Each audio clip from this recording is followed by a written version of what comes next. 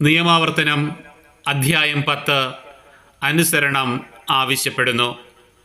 ഇസ്രായേലേ, നിങ്ങളുടെ ദൈവമായ കർത്താവ് നിങ്ങളിൽ നിന്ന് ആവശ്യപ്പെടുന്നത് നിങ്ങൾ അവിടുത്തെ ഭയപ്പെടുകയും അവിടുത്തെ മാർഗത്തിൽ ചരിക്കുകയും അവിടുത്തെ സ്നേഹിക്കുകയും പൂർണ്ണ ഹൃദയത്തോടും പൂർണ്ണാത്മാവോടും കൂടെ അവിടുത്തെ സേവിക്കുകയും നിങ്ങളുടെ നന്മയ്ക്കായി ഞാൻ ഇന്ന് നൽകുന്ന കർത്താവിൻ്റെ കൽപ്പനകളും ചട്ടങ്ങളും അനുസരിക്കുകയും ചെയ്യുക എന്നതല്ലാതെ എന്താണ്? ആകാശവും ആകാശങ്ങളുടെ ആകാശവും ഭൂമിയും അവയിലുള്ള സമസ്തവും നിന്റെ ദൈവമായ കർത്താവിൻ്റേതാണ്.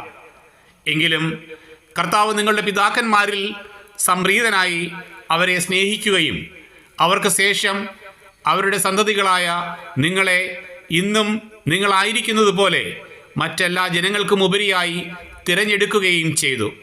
ആകയാൽ ഹൃദയം തുറക്കുവിൻ, ഇനിമേൽ ദുശാഠ്യക്കാരായിരിക്കരുത്.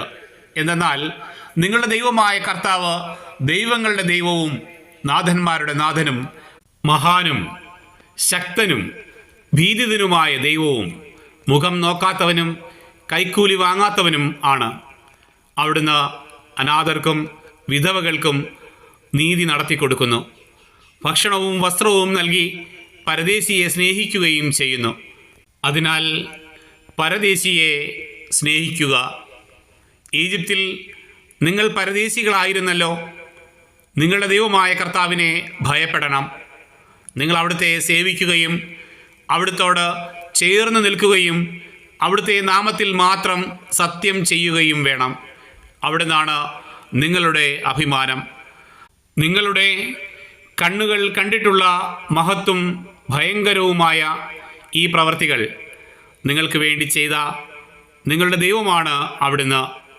നിങ്ങളുടെ പിതാക്കന്മാർ 70 പേരാണ് ഈജിപ്തിലേക്ക് പോയത്.